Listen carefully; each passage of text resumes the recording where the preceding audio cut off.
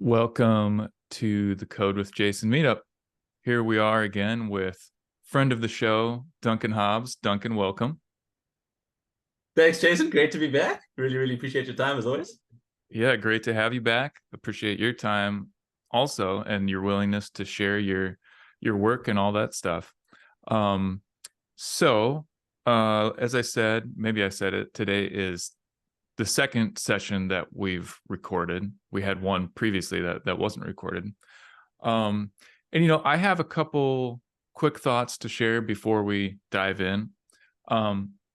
One is that I only started doing the kind of consulting that I've kind of been doing with you since January of this year. So as we record this, maybe about 10 months or so. And I am learning how to be a consultant. And I actually started reading this book recently called The Trusted Advisor. And it's kind of about how to be a good consultant, stuff like that. And it's one of those books where I'm reading it and I'm like, man, like, how could I have been so stupid? And I'm realizing that in certain ways I really need to adjust.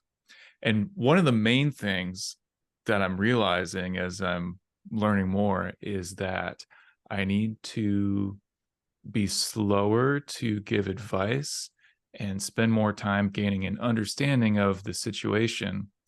And so I feel like in our sessions heretofore, I've been maybe a little bit too eager on diagnosing before we prescribe. And I guess the other thing I'll say is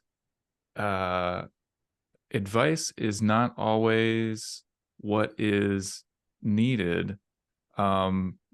Maybe a comment on every topic is not always the right move. Anyway, I'm just kind of thinking out loud.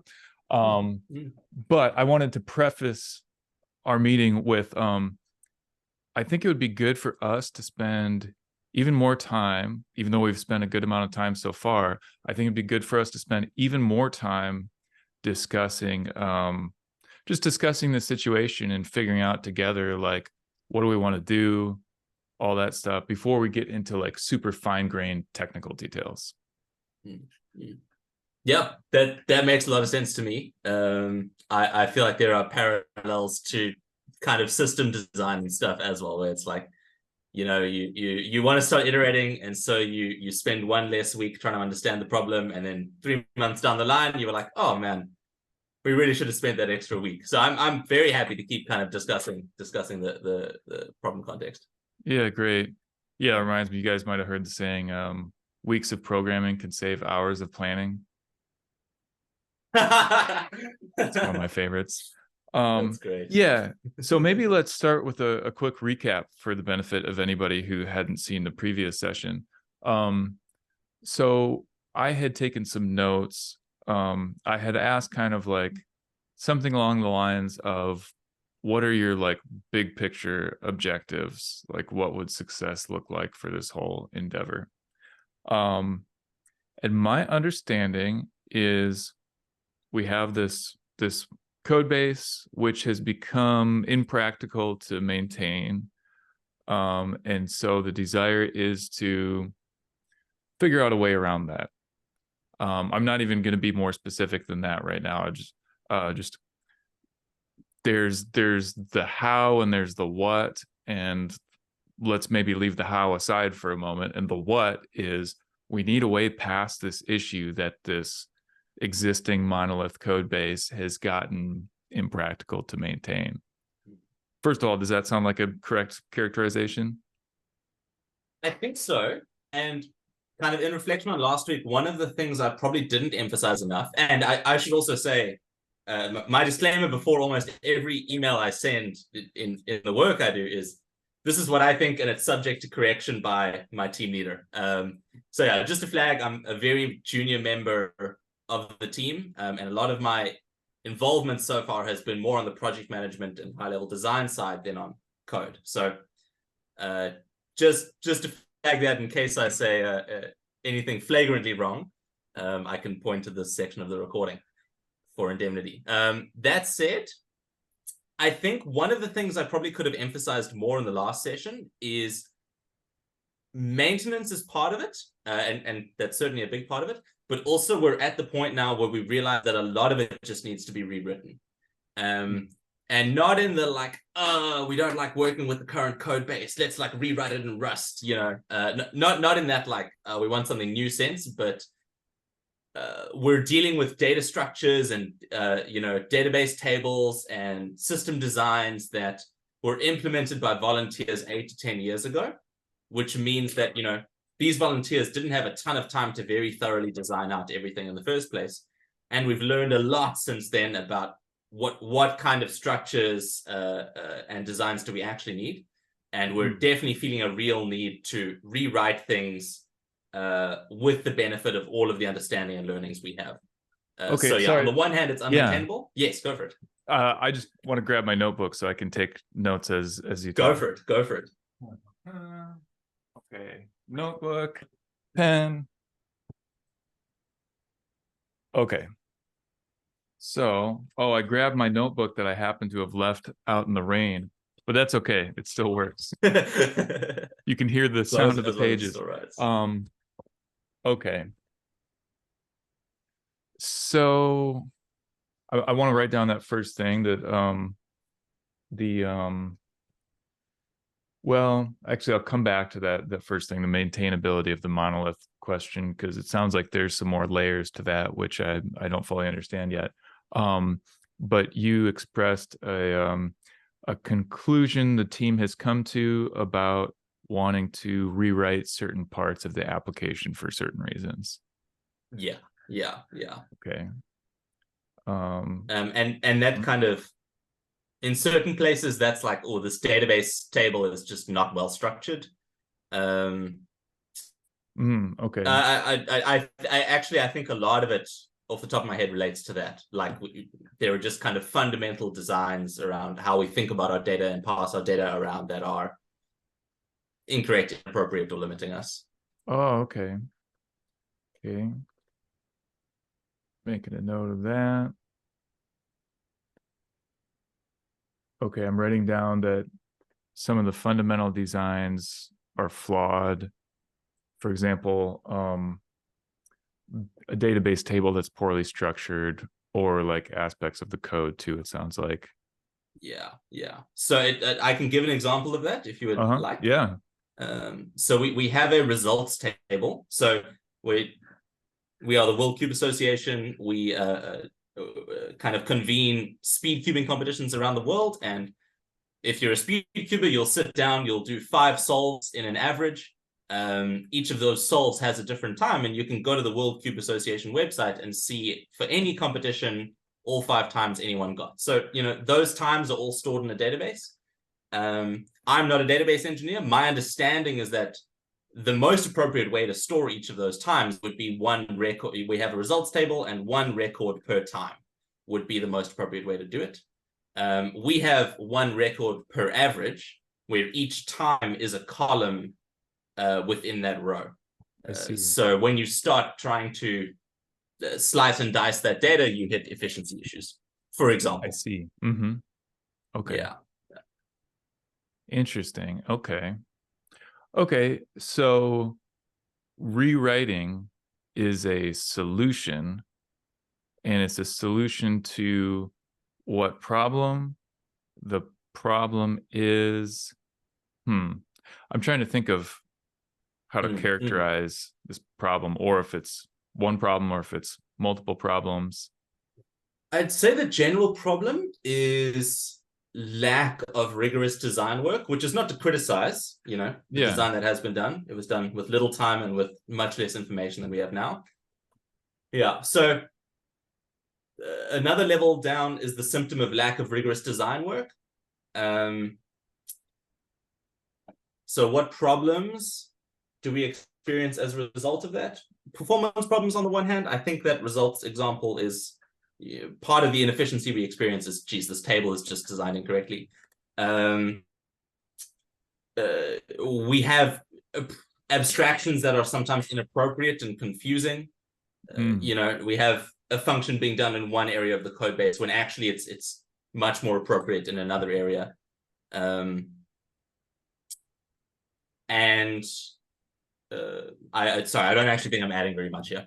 No, you definitely are. Yeah.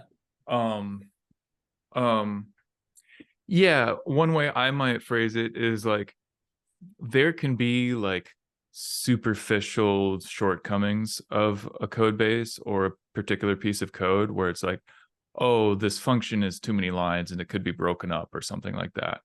And then there are more fundamental things where like this database table is called one thing, but it really means this other thing. And now it's deeply baked all over in the app.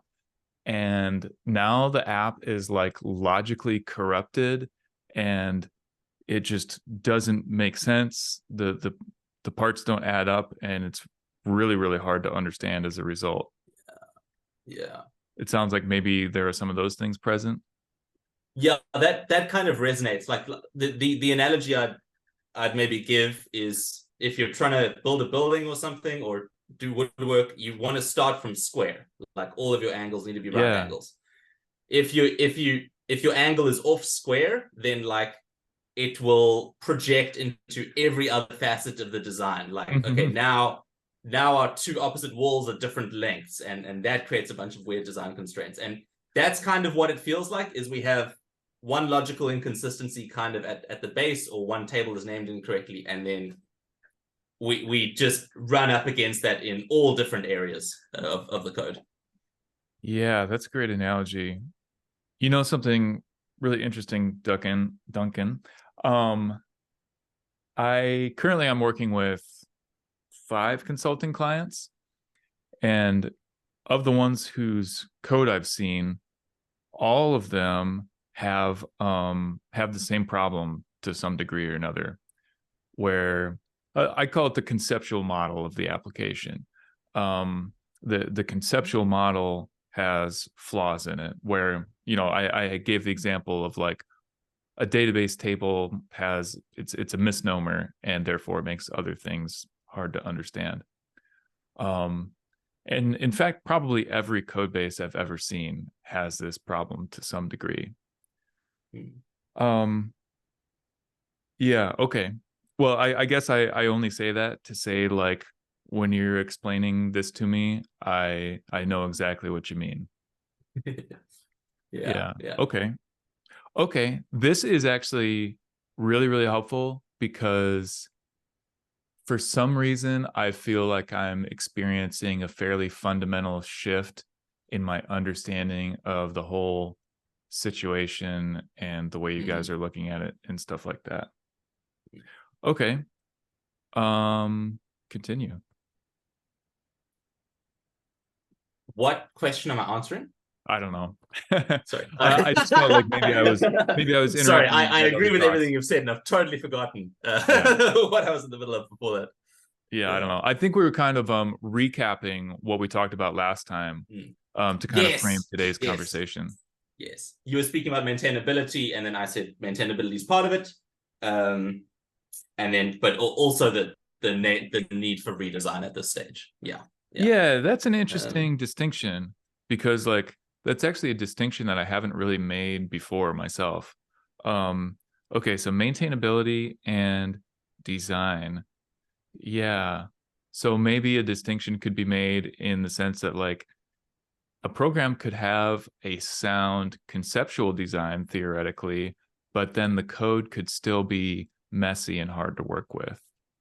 And then on the other hand, if a program has a flawed conceptual design, it doesn't matter how tidy the code might be because it just doesn't make sense because the concepts are flawed. Okay. And it sounds like maybe in the app, both problems are present. Yeah. Okay. Yeah. And we have conceptual level issues, and then we have, this is just gross code issues as well, Okay. Yeah. Okay. So I realize you've already partially answered this question and come up with plans to address this and stuff like that.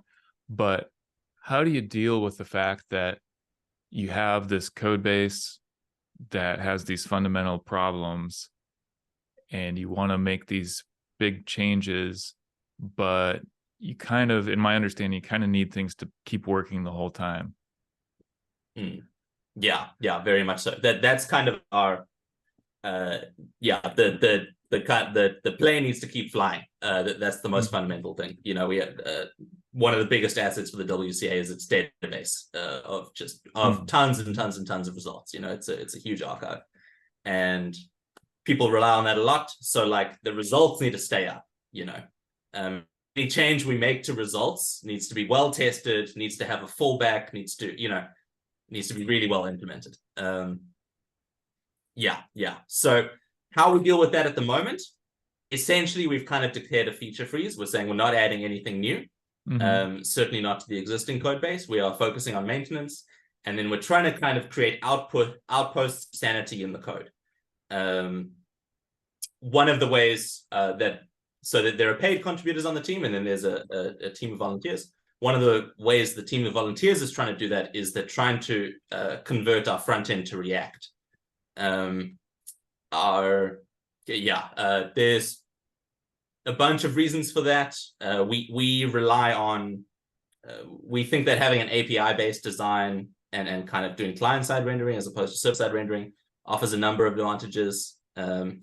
But also there's kind of already baked in interactability in the website that's kind of implemented with jQuery and sprockets and some really, really cursed, not very maintainable stuff. Okay. So that's an example where we're saying, okay, geez, sprockets is a nightmare, actually. If we moved it to React, we would replace a lot of that code. We have a lot of people eager to work with React and experienced. So let's focus a lot of time and attention on, let's prioritize the pages that need to be transferred, let's hand them out, and then work through this React transition. And at the end of it, we'll have a front end that is sane. Okay. Yeah. Okay. And remind me the size of the internal team. Is it 3 people? So the paid contributors is 2 people. It's me and a guy named Finn. And then we have a team leader who is a volunteer, but he's the Mr. Miyagi of the group in the sense that he has all the experience and the knowledge. And then we probably have a team of around 5 to 8 volunteers with varying levels of capacity. We're probably talking like 5 to 20 hours per month that they're able to contribute, depending where they're at. Okay, 5 to 20 hours per month. And sorry, can you tell me again the size of the volunteer team? Call it 8 people. Okay. Yeah. Roughly 8. Most of whom are like quite junior as well. In terms of their understanding of the code base. Okay. And just to paint the picture a little more, the team lead who's a volunteer, what level of like time involvement does he have? Depends how much is going wrong. Yeah. If it's a bad week, he's probably putting in like 10 to 20 hours. Okay. If it's a good week, maybe it's like 5 hours. I see. Okay. There's probably a lot happening behind the scenes I'm not seeing him do, but yeah. Okay. And if we could, as maybe just kind of a thought exercise for a minute, I'm curious how we might, so maybe let's break off one specific thing and think to ourselves, how might we address this specific issue? So you had mentioned this situation in the database where these 5 times are stored as 5 different columns on the same database table.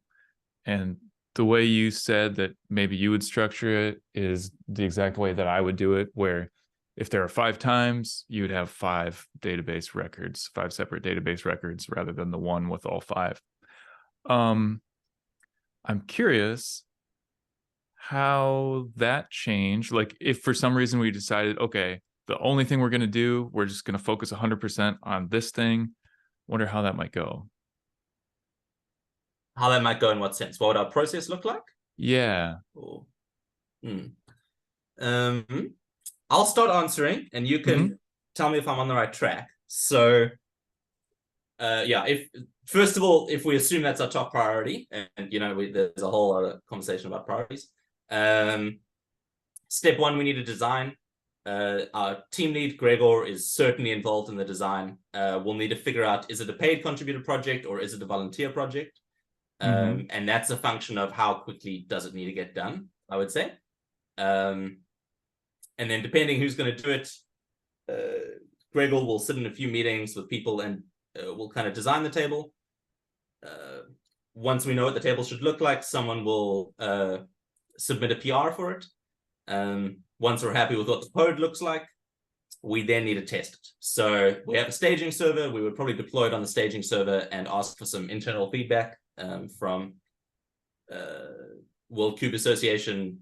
We call them staff, but they're kind of core volunteers.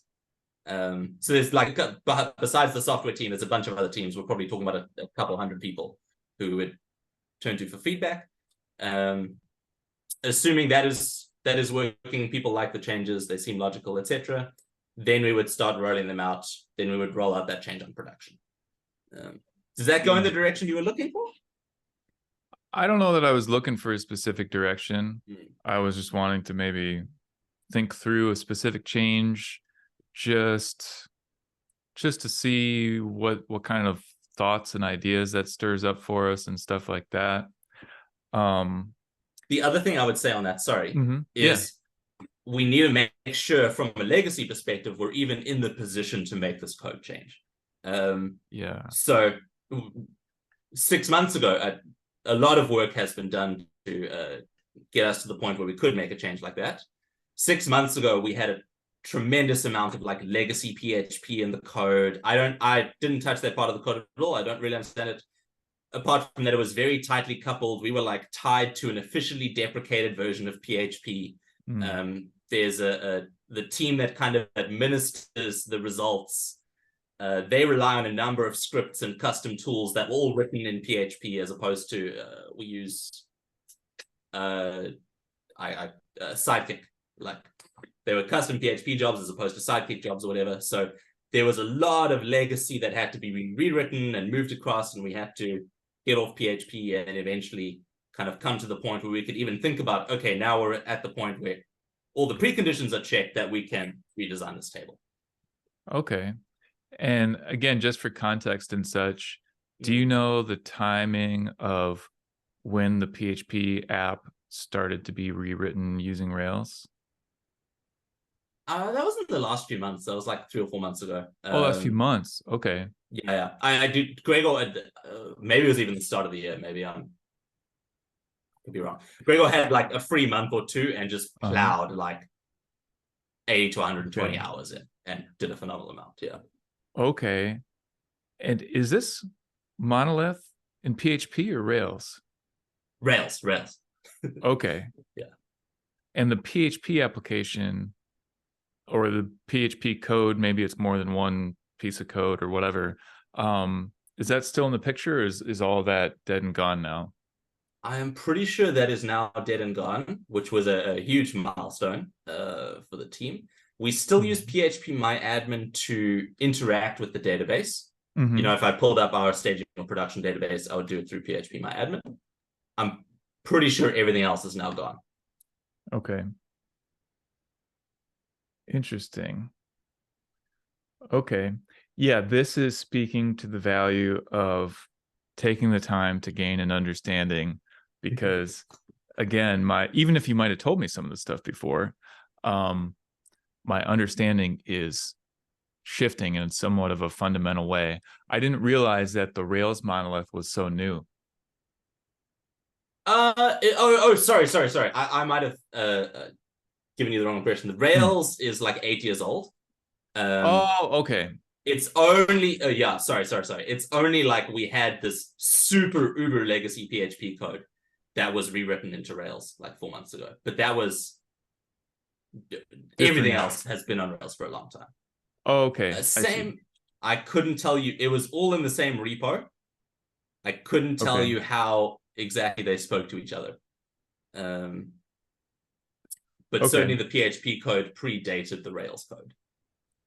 Okay. And I don't know if you know this answer, Um, but I'm curious whether when the Rails app was written, if that started with a fresh database or if that was written on top of the same database as the PHP application. I would bet a lot of money it was written, at least the results table was written on top of the PHP application. Yeah, yeah. Okay. Oh, Okay. and that is from like 2008, Okay. maybe, you know? Yeah. Okay. Interesting. Yeah. Because like any kind of database migration, that's something that I always want to treat with great care, and those always make me very, I don't want to say they always make me very nervous, but like there's a lot that can go wrong, and the things that can go wrong tend to be quite serious. And so those are some of the trickiest, most risky changes that can be made. Yeah. Okay. And yeah, to maybe share more of my thought process behind this idea of like, let's explore how we might go about changing this one results table structure from the 5 columns to a table that had its own records for each column. I'm not necessarily seeking anything specific. It's like, I don't know. I build things out of Lego Technic. Right now, I'm building a Right. robot to play chess. Um, and as I'm like experimenting with designs, like I'll build like a component without necessarily any specific objective in mind. Like, oh, let me mess around with building a grabber just to see what that might go like, or let me try to build a joint or something like that, or even let me try to build something that's not even intended to be a component that ends up in this thing. I'm just like practicing this to build my skills or something like that. Or I'm just like messing around for no particular reason.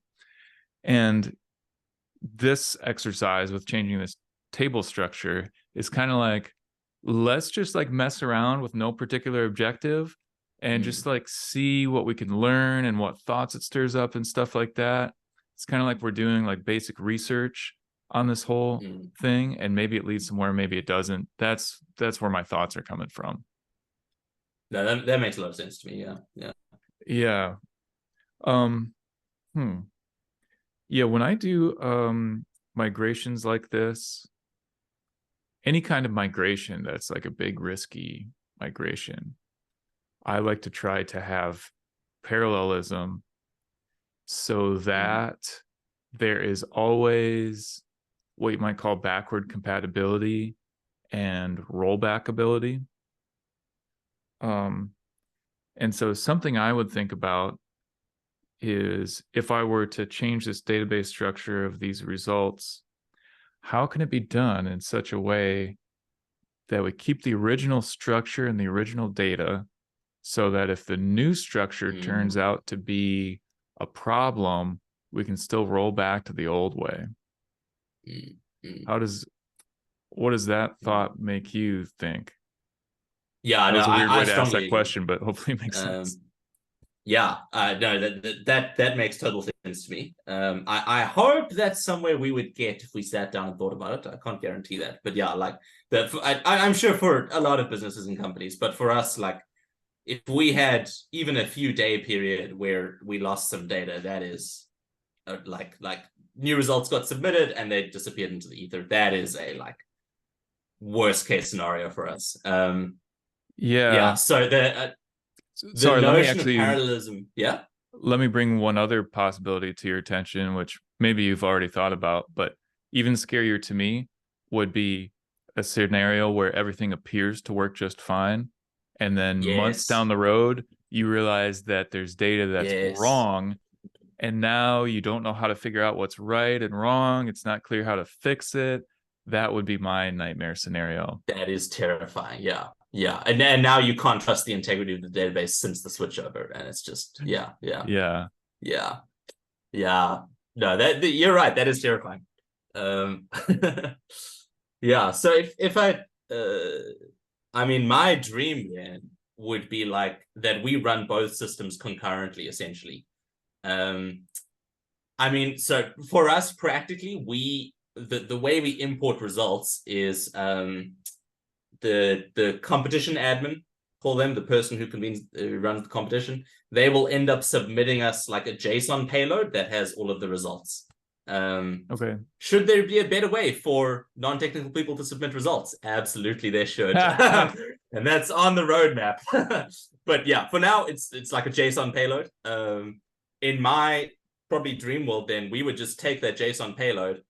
We would say, and you know, one line of code is okay.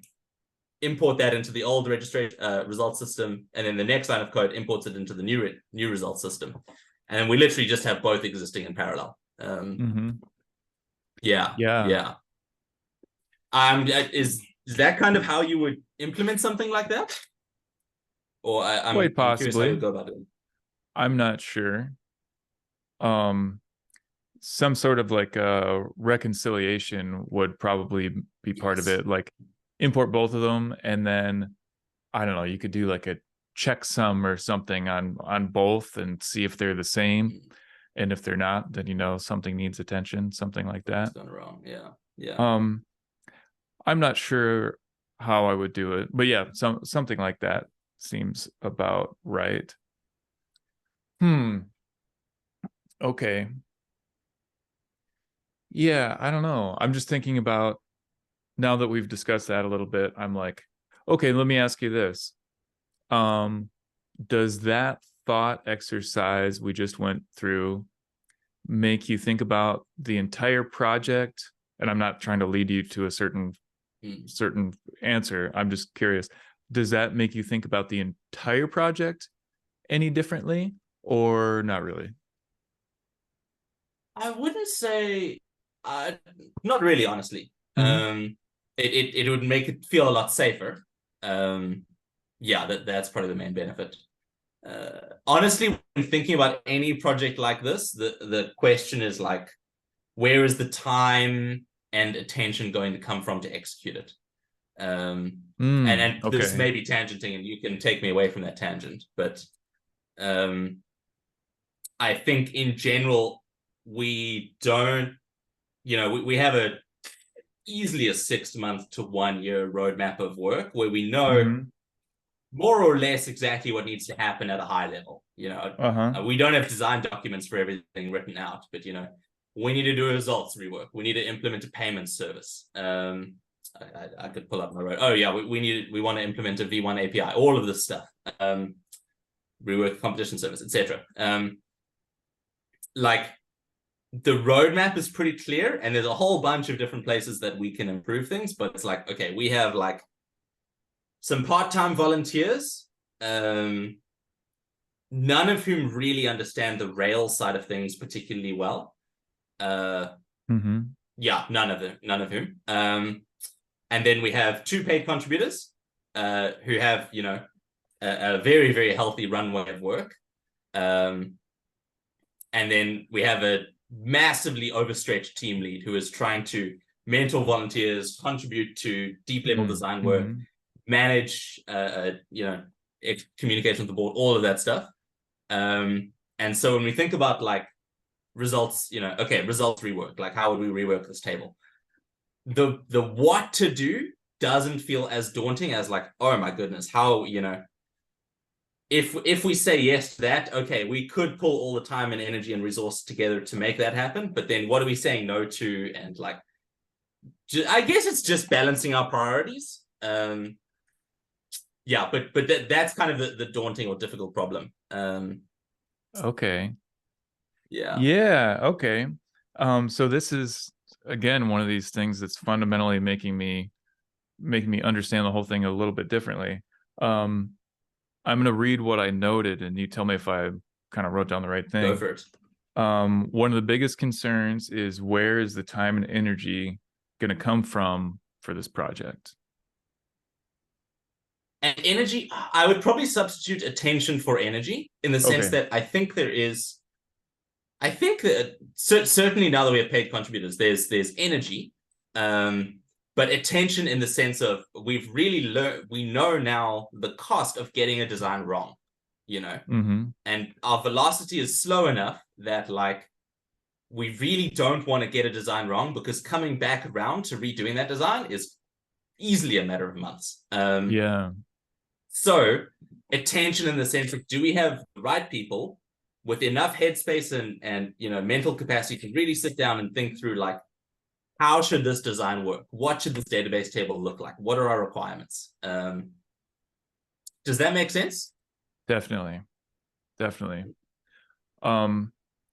What, if anything, has been done so far that is a change that's in production, really being used right now, that is a change from something that was the old way to now is a new, better way, and you're totally certain that it's an improvement? Does that question make sense? Makes a lot of sense. Delegate table restructure. Oh, geez, I have no idea how I would. Well, I guess it matters less what it is and yeah, how much.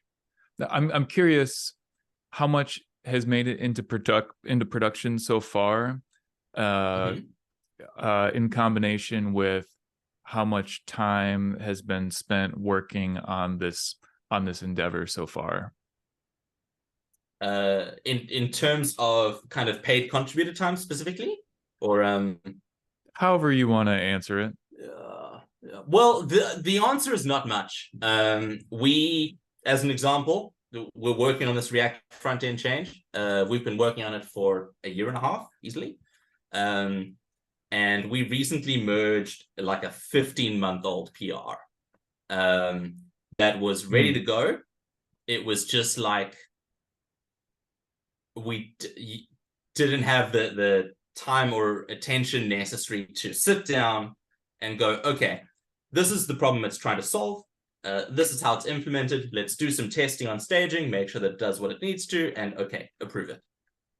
Because we have like one person who can confidently merge PRs onto Rails, and he is always busy, you know? Okay. Yeah. So certainly, yeah. So we really struggled to get stuff onto production. We had a month where we as paid contributors put a lot of time into the monolith, and we managed to get stuff merged. None of it was major, and it came at the significant cost of like building out a new registration system. Okay. So if I kind of generalize the problem, we have a definite lack of kind of, and again, this is not to kind of criticize any of my teammates, because I'm one of the people who doesn't really understand the system. We have a real lack of senior understanding of the system. One of the issues there is just nobody writes in Rails, you know. We did a survey of our community, and we had like, out of thousands of responses, maybe thousands is too many, out of many responses, we had like 3 people who write in Rails and 6 who write in Ruby, you know. Wow. Okay. As opposed to hundreds or thousands, I can't remember, but you know, orders of magnitude more, at least 2 orders of magnitude more who do JavaScript or Python.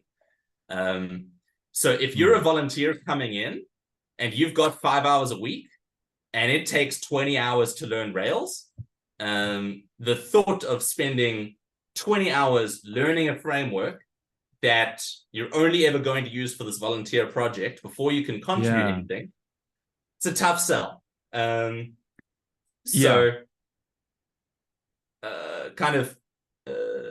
at the top of our volunteer funnel, we lose quite a few people. And then, there's just not a lot of people with a deep understanding of Rails in general. And even if they understood Rails, our system has a lot of like quirks that are not quite Railsy, that make it difficult to work with. I haven't encountered a ton of those. You know, and the MVC framework does make it, once you understand Rails, does make it really easy to get around the code, which I love. But you know, you will see a line of code that just makes no sense to you, or you'll go to a view and you'll see a component that isn't defined anywhere in the view or in the controller, and it's because it's being inserted by sprockets in some invisible like server startup process. Okay. So yeah, we lack Rails knowledge, we lack deep system knowledge, and then we have very few people who have those things. They need to either work on the code themselves directly, or review PRs, or try to mentor new people into having that knowledge. If they mentor new people into having that knowledge, how much certainty do we have that the person they're mentoring is going to stick around as a volunteer? Because the volunteer's life gets busy, they disappear, and now like the last month of our senior person's time has gone into a black hole when they could have been making tangible improvements. So we need stuff like documentation. We need stuff like better onboarding. But how much time do we want to put into documentation and onboarding for a system that is like makes no sense? When if we took a few months and improved our deployment process, changed the structure of our repo, changed like the made a bunch of changes, then it would become a lot more logical. Does that make sense? Sorry, I'm saying a lot of words, but hopefully it's painting a picture. No, I'm eating it up. Interesting. Again, you're telling me some things that you've told me once before, but it didn't sink in until the second time for me. Like the mismatch between the volunteer skills and the technology used in the app. Vanishingly few volunteers have a Ruby or Rails background. And so I can very much understand the obstacles that presents. Yeah, interesting. Well, this is a very multifaceted difficulty that's being faced. Yeah, it's a war that's being fought on many fronts. And the solution in like every case is very much not obvious, at least not to me. Okay. I'm just trying to think where we go from here. I can say maybe a couple words on why we've chosen to go with Rails.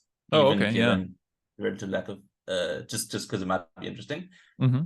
I'd say the prevailing reason is because we already have a Rails monolith that works.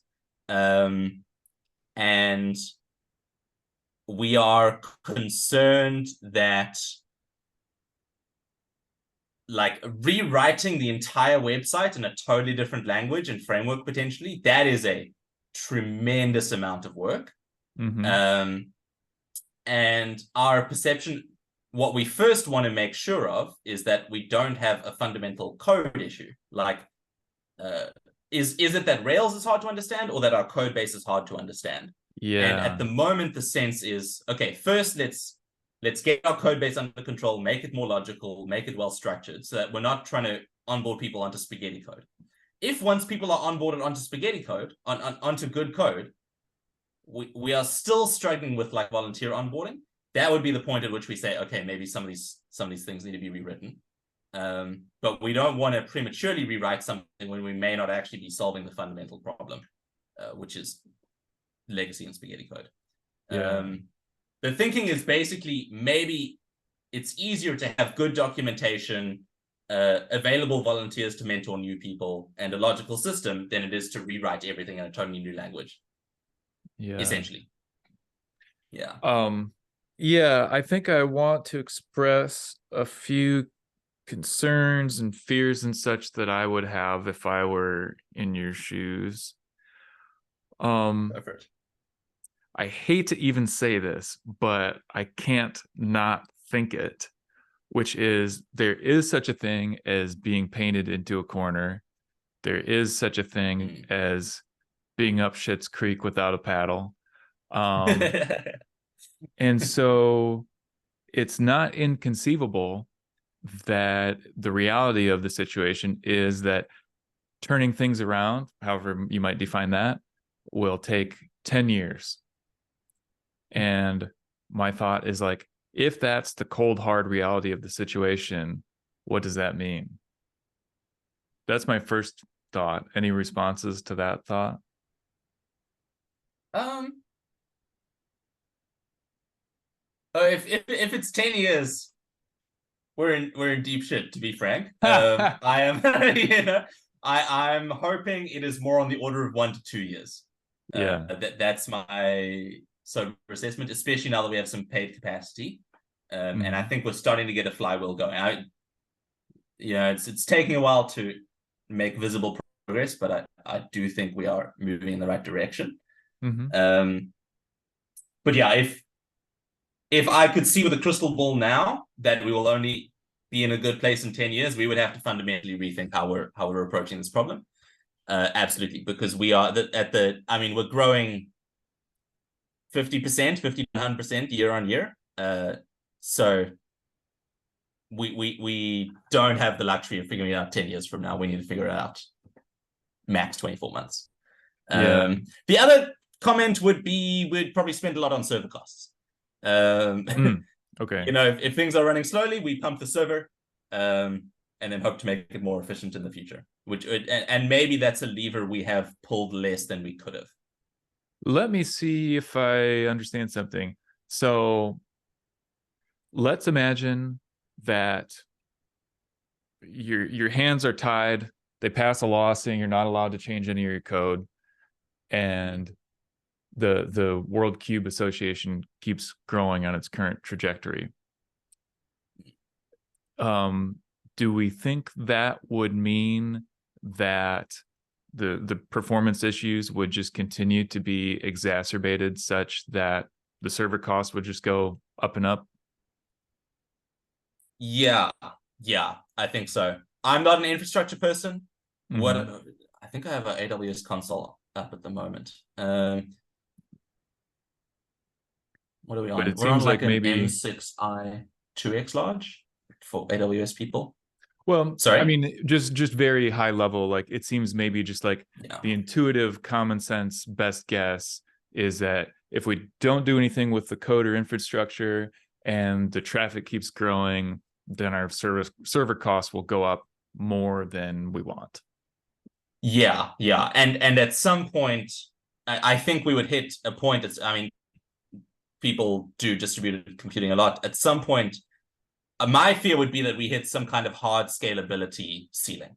I don't know how reasonable a fear that is, but I know that there's a point where people running large applications go, okay, we can't just vertically scale anymore. We have to horizontally scale. We have to implement instances and that kind of thing. And currently our code base can't do that. Yeah, let's talk about that for a second, maybe. So in general, let's think about this. How do you fix performance problems? Either with infrastructure, you spend money on infrastructure, or you change your code or infrastructure or whatever. A person makes a change, and you have to pay that person, and it costs whatever time it costs. And both those things obviously are finite resources. And it's like I don't know what's an analogy. Oh, it's like traffic on the freeway. If there's a lane closure, you can only go through one lane, and it's like if it's 5 a.m. and there's only a little bit of traffic, no problem. But then if it's holiday weekend, everybody's coming back, then this bottleneck you have is going to cause a big traffic jam. Yes. And so if the traffic is so great, if it becomes so great that you can't spend any more money on the infrastructure, and or you can't spend more time on the performance changes to the code that you need to make in order to keep up with the traffic, then you're going to have issues, whether that means an outage or whatever it means, but there's going to be problems. So I think that's a very rational concern. Okay. Yeah. Okay, so I'm gonna write this down. Traffic is growing. That's a true statement, right? Yes, rapidly. Yeah, Okay, rapidly. All right, I'm gonna put that yeah, in there. Um, and expected to continue doing so. yeah, yeah. If any, Okay. as an organization, we tend to underestimate our growth year on year, I would Oh say. wow. Yeah, yeah. Is it known why? We just don't think that many more people would be interested in cubing. But then they are. No, no. Is it Um, known why oh, more people are interested in cubing? I think the pandemic had a lot to do with it. Hmm. I think a lot of people sat at home, took their Rubik's Cube off their shelf and learned to do it. So we saw a big spike in interest post pandemic. Um, but yeah, no, I don't actually know, and I'm probably not the right person to even attempt an answer to that question. Well, the one thing I could say, part of what is necessary is in order for a cubing competition to happen, you need a base of volunteers who know how to run a competition and a community who is, interested in attending that competition. Hmm. Um, and the first few years of a community's growth are quite slow because they're complex events to organize. There aren't a lot of people who are interested. But then as you get, a stable volunteer base and um, a real kind of knowledge transfer, started to be interested since last week. There we go. Yeah, yeah. That's +1. You can come crash our server. There we go, dude. Yes. I love to see that. Yeah, as that knowledge transfer happens, then I think you start to hit a flywheel that starts to accelerate the growth of a community. So the bigger and more established a community is, the more interesting and enjoyable it is for new people to attend. The more people tell their friends, the more competitions people can run. Yeah, so like competitions per month is probably a good metric as well for how quickly a community might grow. The more competitions a month there are, the more likely it'll grow. The more competitions a month there are, the more entries into our database, the more people signing up, etc. So like, if we use competitions as the metric, in June this year, maybe July, say by July, we'd already had as many competitions this year as in the entirety of last year. And last Wow. year we were pretty much completely post-pandemic. So Okay. we thought we had one big post-pandemic growth spike and then things would calm Uh-huh. down. That's at least 2023, we've seen another big spike in kind of competition volume. Okay. Very Yeah. interesting. Well, dear viewer, if you find yourself becoming interested in Rubik's Cubes, um, please exercise your new hobby in moderation for the sake of Duncan's workload. No, come Okay. crash our servers. It's fine. Do it. Yeah. Very interesting. Okay.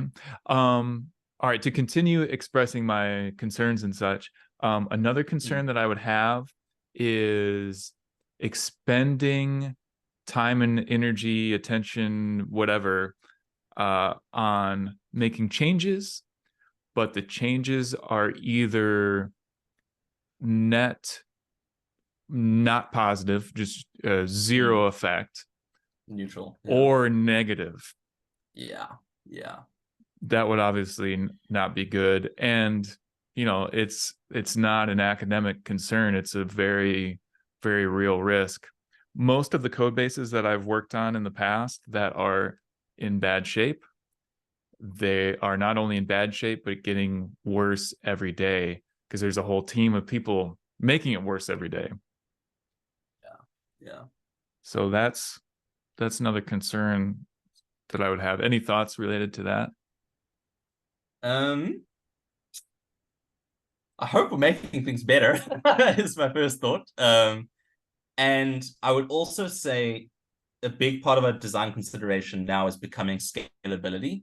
So like, if we are making a positive change, can we try to design it in such a way that it doesn't really need to be touched for the next 10 years? If we assume some pretty astronomical growth, that's kind of tangential, but yeah, we're thinking about like, how do we make one really good change that lets us leave that part of the code alone for a while? Yeah. What does it look like to actively degrade a code base? Just You're if asking that me? makes sense. Like, yeah. Or when you say people are actively making it worse, like what does that look like? Good question. It can take multiple forms. But one is, I just look at the pull requests that are being merged, and it's like, oh, okay, well, this area was messy and they needed to add this new feature. And, kind of messiness begets messiness. Mm, In mm, order to apply this change in a tidy way, there would have to have been some cleanup work done beforehand. And maybe mm, it's a 5-minute change, but the cleanup work would take 5 days. And the person feels like it's not justifiable to spend 5 days for the sake of a 5-minute change. And so they just cram it in there and make it a bit worse. So that's one form that it takes. Another form is just increasing levels of what you might call entropy, disorder, more bugs, more outages, that kind of thing. Changes take longer and longer to make, that kind of thing. Yeah. Let me ask you, Duncan. Um, I heard you say, I hope we're making it better. mm. How might you know for sure whether you're making it better? Yeah. I was probably being I yeah. I tend to try to be self-deprecating and understate things because I fear criticism. But I so if we take registration as an example, well, I think there's a few things. One, are our users happy with it? Two, like obviously that's very important. Two, has performance improved? And I would add in a scalable way, like in a horizontally scalable way, Mm-hmm. because that's become very important to my thinking at least. And three, have we got like good code? And by good, I probably mean loosely coupled is Okay. would be the most important thing. So, if we decide in a year, Rails sucks, we need to move away from Rails. Do we have good separation of concerns such that we could rewrite a backend and swap that in and our front end continues happily, Okay. And that's something that I think we're doing well in our registration system at the moment. We have a React front end, we have a Rails backend. They speak to each other via an API. If that backend became Express or Django or whatever, the front end doesn't care. In terms of performance, we use load testing. We don't have the most sophisticated system in the world, but in terms of our registration system performance, we can clearly see that our scaling and resilience is like a couple of orders of magnitude better than it was. So that's how to approach the question. Okay. I'm curious for you, Duncan. One of the big things I think about at the beginning of a project, or at the beginning of my involvement in a project at least, is like, how could things go wrong? In what ways could we fail? And like, if I were to rank those things, how would I rank them? And then think about how to mitigate those things. And like, let me see if I can give an example. I don't know. This is a half-baked thought. So like, I had a past job at a medical clinic where we had a scheduling component to the application. And there were a lot of performance challenges around that schedule. There was a whole bunch of data that went into it, and people were using the schedule all day, every day. So it needed to be really fast.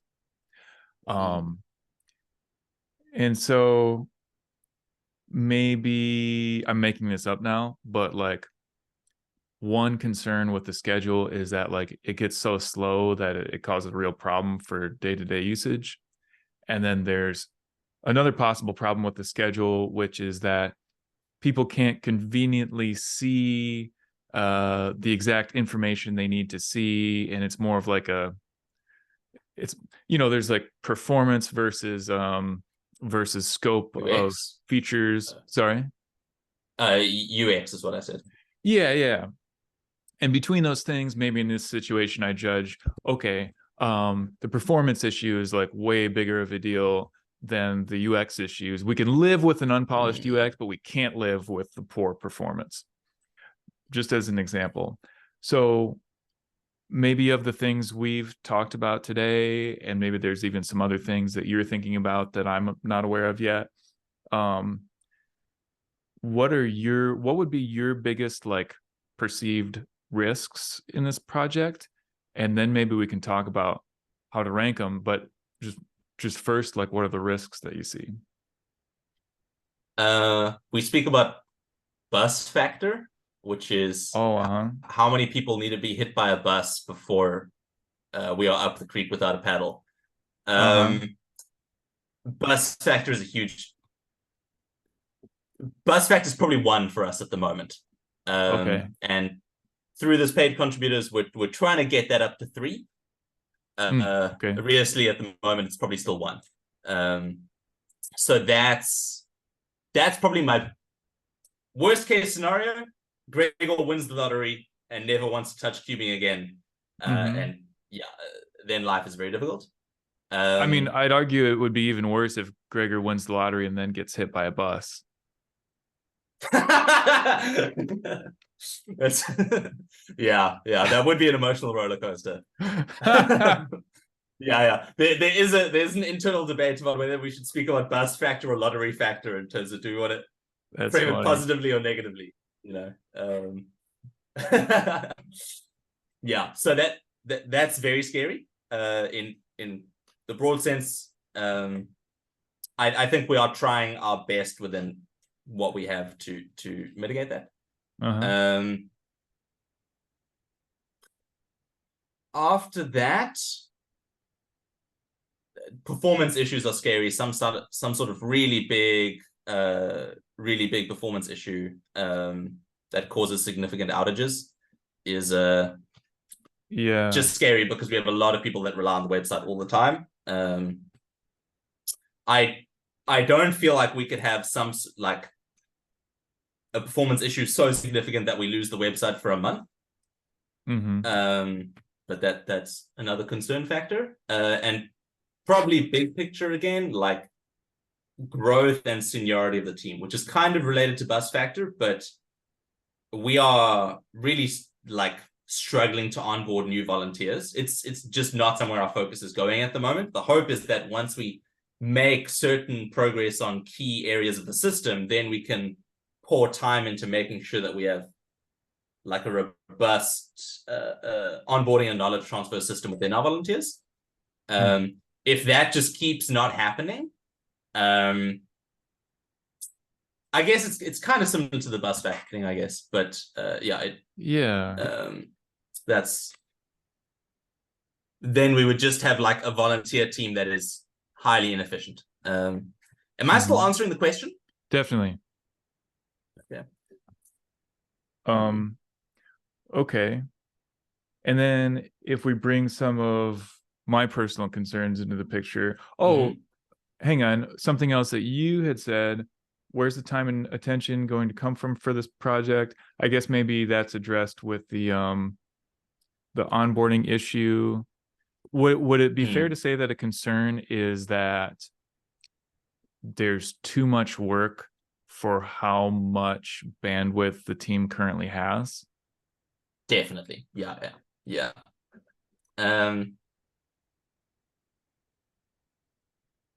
And I guess related to that is the system is hard enough to work on that it's very difficult to get through that work. Okay. Yeah. Okay, I'm just catching up with my notes here. Okay. Yeah. So I'm trying to express these risks in terms of like an unacceptable outcome. So like, having outages due to performance would be an unacceptable outcome. Right. Well, I guess I'm not succeeding in phrasing all these in that way, but if it's true that there's too much work for how much bandwidth the team has, then the inevitable outcome of that is that you don't get all the work done that you need to do by the time you need to do it. Okay. Yeah, okay, where's the time and attention going to come from for this project? Yeah, I lost my train of thought. Were Yeah, we in the yeah. process of adding another risk to this list? Right now I have bus factor, Um, outages due to performance, onboarding, and too much work for how much bandwidth the team has. yeah, yeah. I guess another. So I guess there's kind of two classes of unacceptable outcomes. There's like general team project management, and then there's probably more specifically like this registration system paid contributor project we're working on. There, like Mm. an unacceptable outcome would be like designing a bad system, Mm. and taking a long time to do it. You know, uh, Okay. in the sense that this is like the first time we're doing paid contributors. It's there's still skepticism around whether it's a useful thing or not, and so we really want to build a good system where people clearly go like, yes, this was a good use of the World Cube Association's resources. So Okay, can you say releasing a that bad again? system, yeah. There's still skeptical. I missed what you said there. Sorry. So there's So generally, the World Cube Association is 100% volunteer run. Okay. There are two people in the entire organization who are paid, and it's me and the other person I work with. So first time it's ever happened in the organization.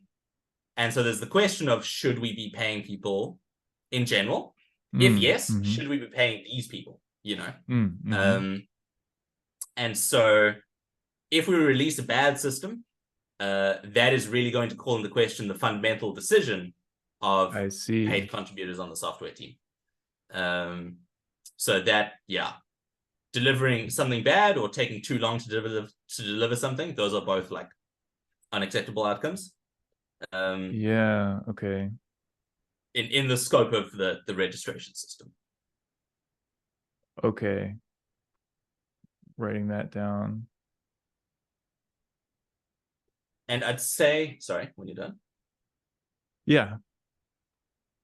I'd say one of the challenges we have there is like the average user's perception of whether something was worth it versus Mm-hmm. like our perception of it.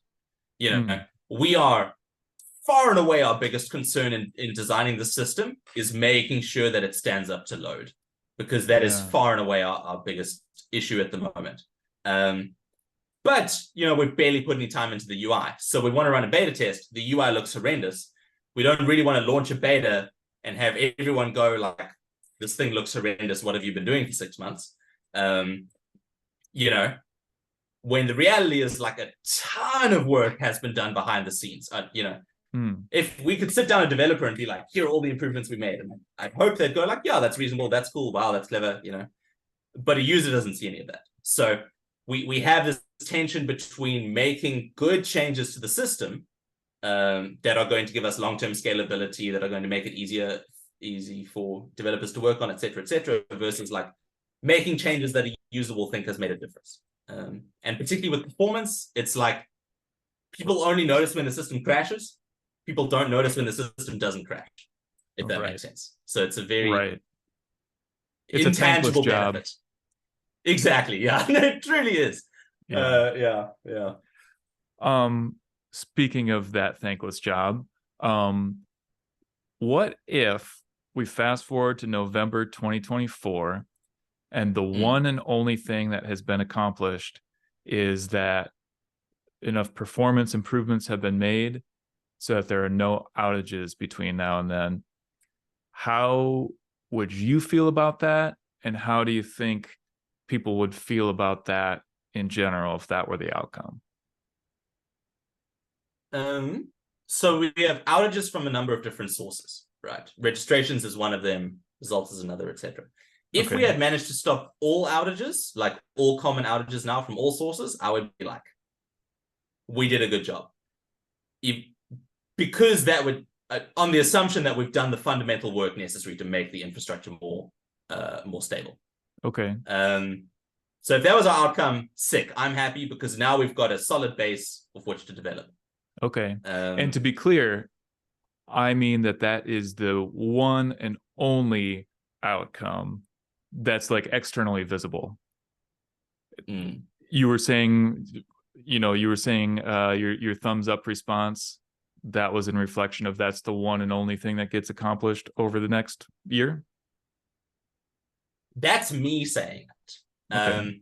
I think that would be a huge win. I think realistically that would not be acceptable to like our stakeholders.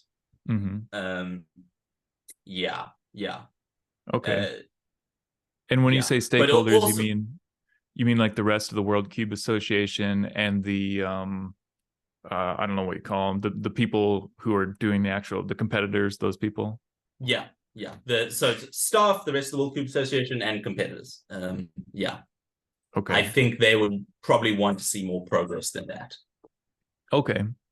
And at the Yeah. risk of stating the obvious, if you accomplished all your other objectives, but not the performance stuff, that would obviously be that would be terrible, right? That would be really bad. Yeah. Yeah. Okay. Yeah. Okay. So let's say we get the performance issues straightened out, but that's, maybe not acceptable to the stakeholders. What else, if there was one single other thing, and you went back and said, hey guys, we did all our homework and we figured out that we can take care of the performance issues and we can do this one other thing, and sorry, but that's all. What would you want that one other thing to be?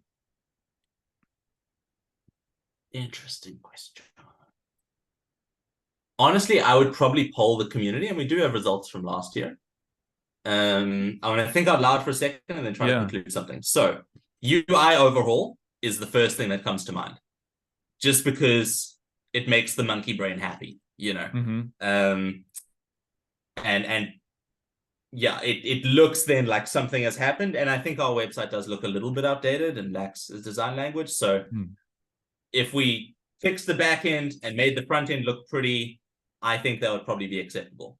The other option would be to add some key feature, I think. Or either we add a new feature or we like restore top 1,000 results or something, like queries that people are looking for.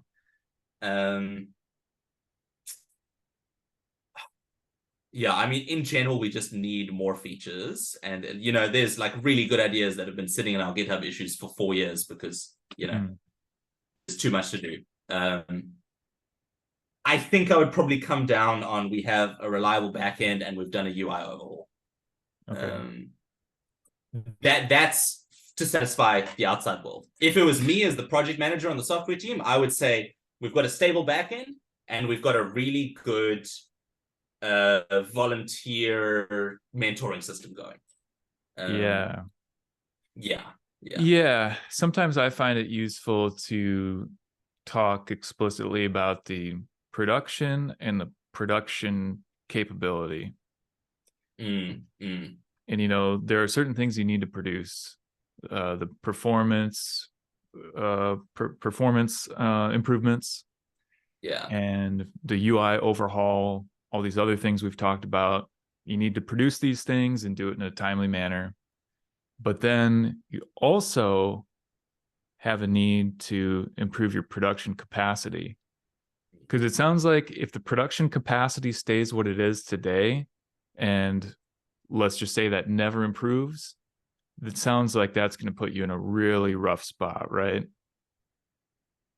I think so. Look, it's possible that then there's maybe a success outcome where it's like, me and the other guy keeping paid contributors, and we get to a point where the two of us can kind of mostly handle things.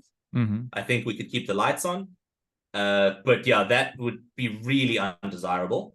And I think more likely than not, we would just reach a point where there's too much work and too many urgent things. And some real cracks start to show on the website.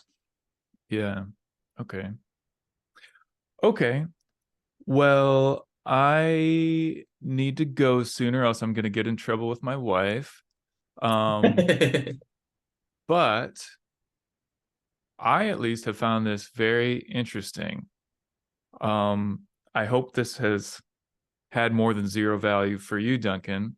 But at least on my end, this, if nothing else, this is just very intellectually interesting to hear about the various challenges you're facing and how they might be addressed and such. I'm deliberately holding back from trying to give prescriptions, because the more we go, the more I'm realizing that I don't yet know and understand. And so I feel like I need to gain a lot more understanding before we can start to give prescriptions. But yeah, any thoughts before we go? Yeah, just to say I've really enjoyed the session. And as a consultee, I think I find the experience of really feeling like you're trying to dig and understand, and me getting to really feel heard and express all the different nuances of the position, that feels like very valuable to me. And I'm probably coming out of this with a sense of confidence that if we start to get into something more nitty gritty, you'll be speaking from a position of real understanding, which is exciting to me. Yeah. Yeah. No, so Okay. it's definitely felt valuable, and yeah, I really appreciate the opportunity to talk it all through. Great. Yeah. Yeah, and I can't say enough. I appreciate the opportunity to talk through this stuff with you. And I would be remiss in my responsibilities as a professional consultant if I didn't say, dear viewer, what you've just seen is kind of a sample of what I do with my paid clients. And so if this seems like something you're interested in, you can contact me, Jason at codewithjason.com. If you go to codewithjason.com, you can easily find a place where you can contact me to hire me for these sorts of things. So I just want to mention that. And once again, Duncan, thank you very much. And everybody, I will see you guys next time. Thanks, everyone.